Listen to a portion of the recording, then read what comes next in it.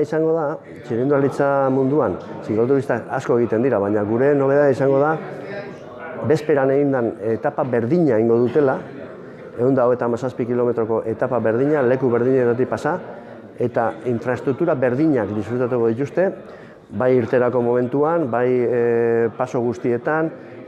laguntza kotxeak, medikuntza ekipoak, eskoba kotxea ere beraiekin izango da, laguntza guztiak eta infrastruktura guztiak profesionalko lasterketan bezala, igualak izango dira. Honek bi lasterketa desberdin izango dira, bat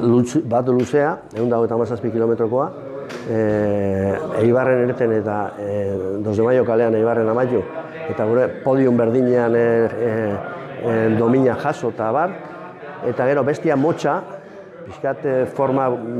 laburra daukena entzako, eta hori arrateko lehenengo pasadan, Usartzatik bera, 83 kilometro beteko dituzte eta Eibarra itxiko dira. Espero dezagun exitoa izatea eta ia inskripzioak zabali daude